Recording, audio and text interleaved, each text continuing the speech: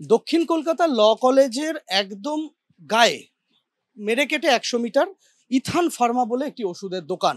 সেই ওষুধের দোকানে তদন্তকারীরা, কলকাতা পুলিশের তদন্তকারীরা আসেন। সিসিটিভি ফুটেজ তারা সংগ্রহ করেছেন। কিসের সিসিটিভি ফুটেজ? যে সিসিটিভি ফুটেজে দেখা যাচ্ছে যে বুধবার অর্থাৎ 25 তারিখ সন্ধেবেলা এক যুবক আসছেন, এসে এখান থেকে ইনহেলার কিনে নিয়ে যাচ্ছেন, ডিওলিন ইনহেলার, এবং এই বিলের কপিও কলকাতা পুলিশ সংগ্রহ করেছে। যেটা এই বিলে দেখা যাচ্ছে বিল নাম্বার C027324, এই হচ্ছে বিল নাম্বার। তারিখ রয়েছে 25/6/2025, সময় 8টা 29। সময়টা অত্যন্ত গুরুত্বপূর্ণ।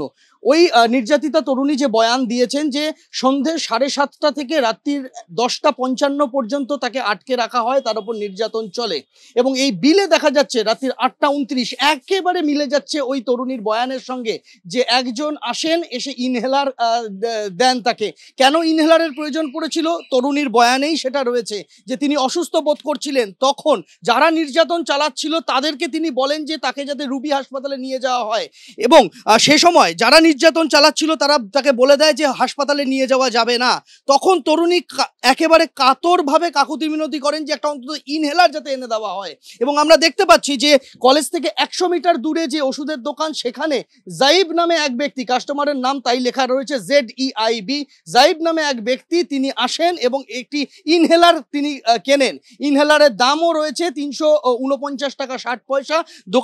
দোকানের যারা কর্মচারীরা রয়েছেন তারা বলছেন যে প্রথমে কিছু টাকা নগদ দিতে চেয়েছিল, বাকি টাকা ইউপিআইতে পেমেন্ট করতে চেয়েছিল ওই যুবক, এবং 200 টাকা নগদ এবং বাকি টাকা ইউপিআই, এইভাবে তারা করতে চেয়েছিল। কিন্তু দোকানের তরফ থেকে স্পষ্ট বলে দেওয়া হয় যে কোনোভাবেই দুরকমভাবে পেমেন্ট করা যাবে না, একভাবেই দিতে হবে। তারপর নগদ টাকা ফেরত নিয়ে ইউপিআই এর মাধ্যমে তারা এই পেমেন্ট করে, সেই যুবক পেমেন্ট করে এবং তারপর চলে যায়। দোকানে একাধিক সিসিটিভি রয়েছে, অন্তত আমরা যেটা দেখতে পাচ্ছি যে 1 2 3 4 5 6 7 গোটা 7 সিসিটিভি আউটপুট এখানে রয়েছে দোকানের, এবং বিভিন্ন অ্যাঙ্গেল থেকে ওই জাইব নামে ওই যুবকের ছবি আসার সম্ভাবনা রয়েছে। এবং এই সিসিটিভি ফুটেজ কলকাতা পুলিশ নিজেদের হেফাজতে নিয়েছে, এবং সেই সিসিটিভি ফুটেজের সঙ্গে প্রত্যেকের বয়ান মিলিয়ে দেখা হচ্ছে।